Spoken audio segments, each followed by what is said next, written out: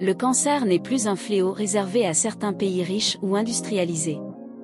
En 2025, il touche tous les continents, toutes les classes sociales, et devient une des premières causes de mortalité dans de nombreux États, devant les maladies cardiovasculaires dans certains cas. Mais la réalité n'est pas uniforme, certains pays font face à une explosion de cas, avec des systèmes de santé sous pression, des facteurs de risque multiples, et des populations vieillissantes. Le terme « cancer » recouvre plus de 100 maladies différentes, affectant presque tous les organes. Ce classement se base sur les dernières données disponibles de l'OMS, de l'AIRC, du Global Cancer Observatory, et d'instituts nationaux de recherche. Il combine taux d'incidence standardisé, mortalité relative, accès aux soins, et tendances de dépistage. Dans cette vidéo, nous allons découvrir les 5 pays les plus touchés par le cancer en 2025, non pas pour stigmatiser, mais pour comprendre les défis sanitaires qu'ils doivent relever: pollution, tabac, alimentation ultra transformée, rayonnement UV, alcool, génétique. Les causes sont multiples, et les réponses, elles, souvent inégales. 1. La Hongrie. La Hongrie est tristement célèbre depuis plusieurs années pour son taux de mortalité par cancer parmi les plus élevés d'Europe. En 2025, la situation reste alarmante. Les hommes hongrois, notamment, sont les plus touchés du continent, avec des pics de cancer du poumon, colorectal, et du foie. Plusieurs facteurs expliquent cela. Tout d'abord, une consommation historiquement élevée de tabac et d'alcool. Le tabagisme reste très répandu, malgré les campagnes de prévention. L'alimentation, riche en viande transformée, sel et graisses saturées, contribue aussi au risque. Les cancers du système digestif, comme ceux de l'œsophage et de l'estomac, sont fréquents. La prévention, bien qu'en progrès, reste insuffisante. Les dépistages sont souvent tardifs, notamment pour le cancer colorectal, faute de participation et d'infrastructures. Autre difficulté, les inégalités d'accès aux soins entre la capitale Budapest et les zones rurales. Les traitements modernes sont parfois disponibles uniquement dans les grandes villes, ce qui crée un retard de prise en charge dramatique pour de nombreux patients.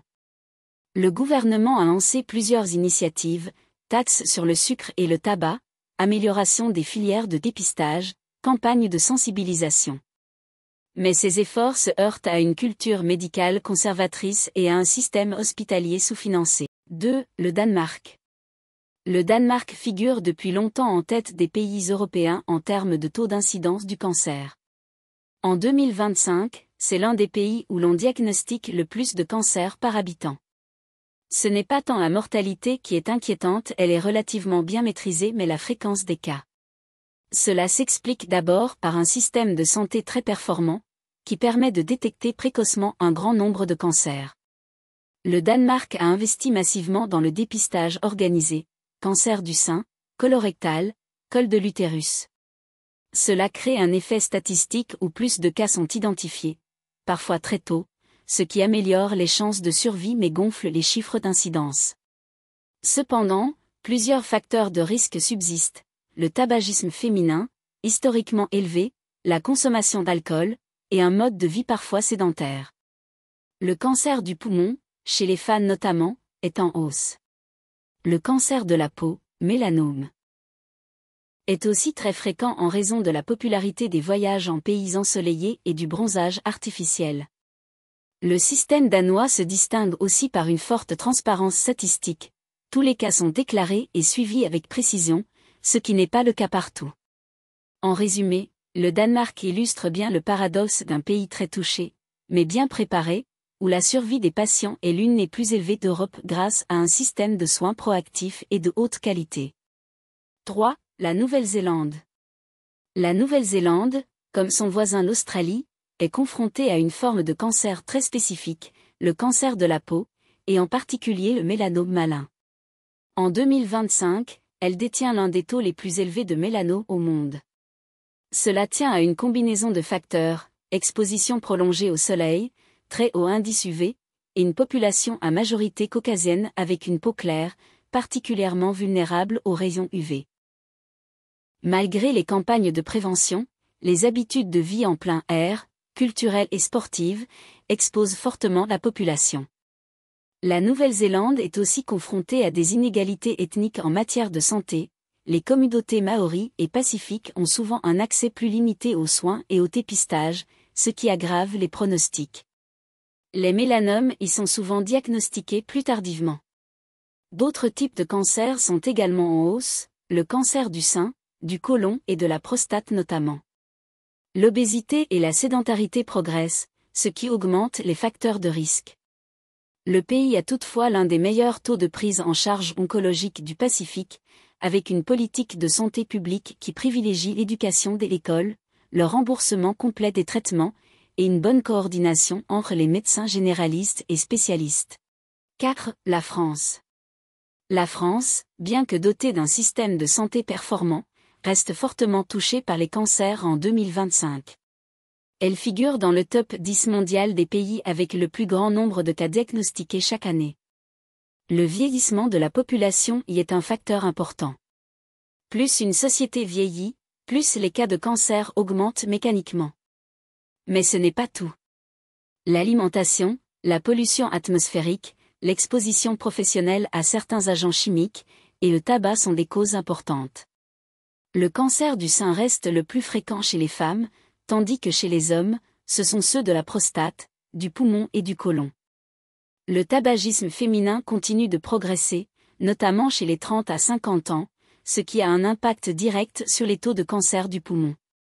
La France a mis en place des politiques de dépistage, mais elle peine à mobiliser certaines catégories de population. Le taux de participation aux campagnes de dépistage du cancer colorectal ou du col de l'utérus reste faible par rapport à d'autres pays européens.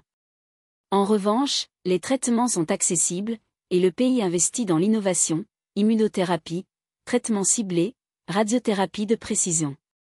Des centres comme l'Institut Curie ou Gustave Roussy sont des références mondiales.